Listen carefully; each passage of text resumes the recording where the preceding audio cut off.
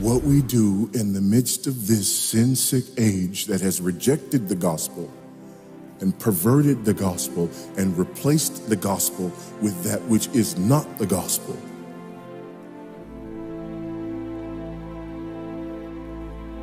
Is that we call out that wickedness. We call it by name. And we remind people of the good news of the gospel again and again and again until it tastes sweet to them. When people say, no, our problem is this, our problem is that, we say, no, our problem is that God created the world. And God created man, and he put man in the garden to keep the garden, and he gave the man a command. And he held that man to perfect, perpetual obedience to that command, and he promised him life if he kept it, and death if he didn't. And he didn't keep it, he ate. And because he ate, because of that one man, sin entered the world and death through sin. And everyone born from that man through ordinary generation inherited that man's sin nature. And because of that sin nature, sins proceed from it. And our world is broken because of that sin. And we stand guilty before a holy and righteous God. And we know that he's holy and we know that he's righteous and we crave justice. But the problem is that if God gives us justice, we all die.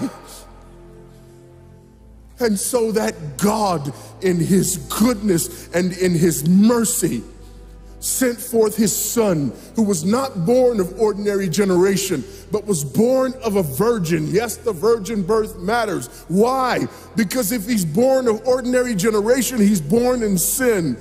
But because he's not born of ordinary generation, he's not born in sin. He's clean of sin. His record is clean. And he keeps his record clean. And he obeys God's law.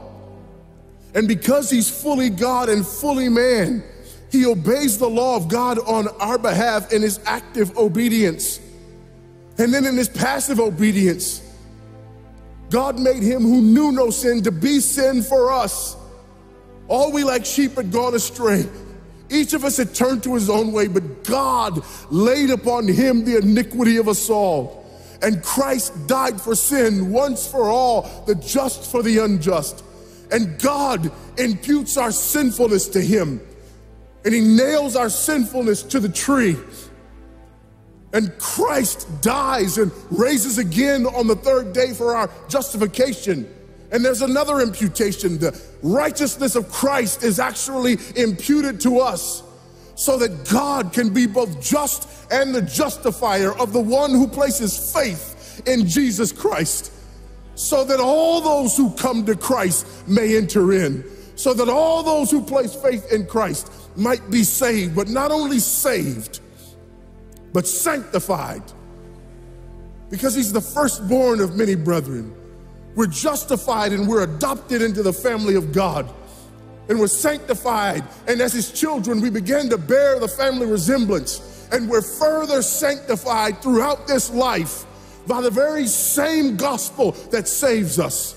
Until one day when it's all said and done, we're not just saved from the penalty of sin.